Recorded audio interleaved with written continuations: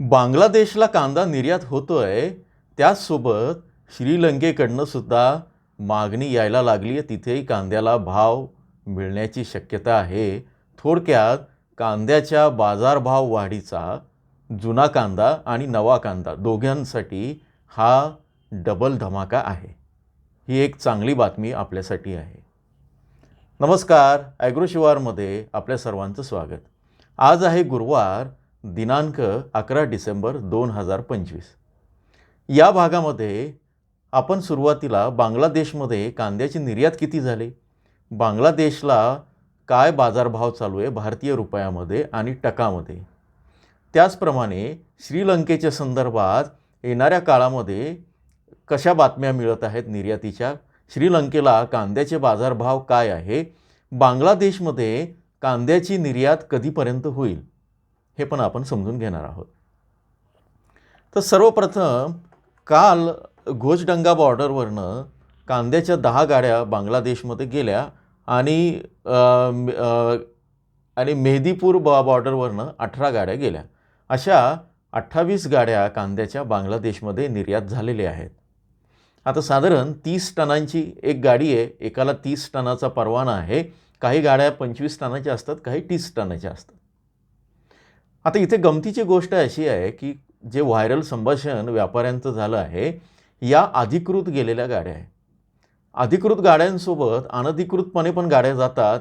मात्र त्यासाठी बॉर्डरवर बांगलादेशच्या बाजूला भयानक मोठा भ्रष्टाचार चालतो आणि बरेचदा आपल्या इथल्या व्यापाऱ्यांना त्यासाठी अगदी 1,00,000-2 लाख रुपये एका गाडीच्या मागे द्यावे लागतात, असं काही व्यापाऱ्यांनी सांगितलं. अशा चर्चा मधल्या काळात होत्या. त्याचं काही रेकॉर्डिंग आहे आपल्याकडे त्यावेळेसचं केलेलं होतं आणि या संदर्भात तस्करीच्या अधिकृत बातम्याही आपण दिलेल्या आहेत. एकूण काय की कांदा कसाही गेला तरी तो आता निर्यात होत राहणार आहे.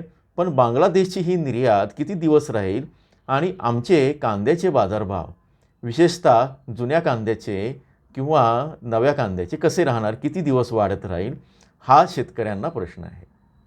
पुढे जाण्यापूर्वी मी प्रत्येकाला विनंती करतो की जे चॅनलला नवीन आहे त्याने इथं सबस्क्राईब करून घ्या, लाईक करा. तुमच्या प्रतिक्रियांचं स्वागत आहे.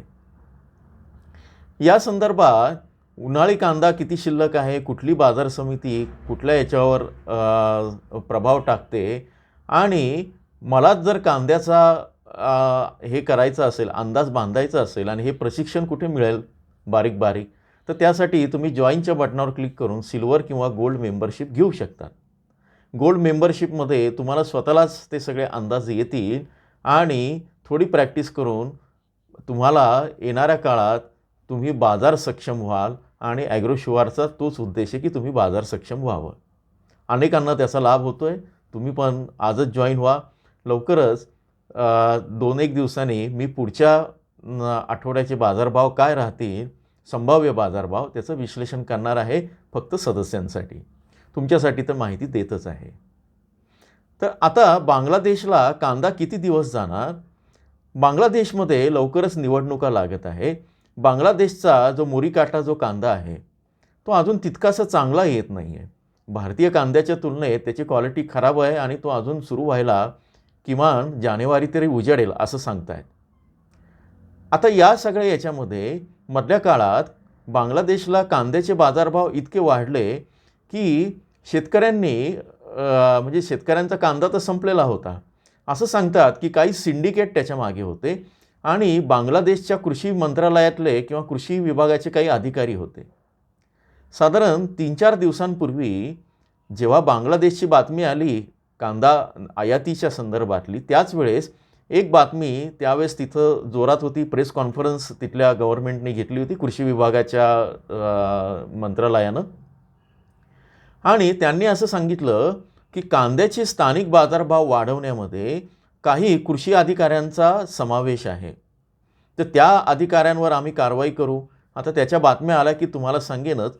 सध्या तरी बांगलादेशमध्ये सरकार विरुद्ध कांद्याचं सिंडिकेट असा एक संघर्ष सुरू आहे.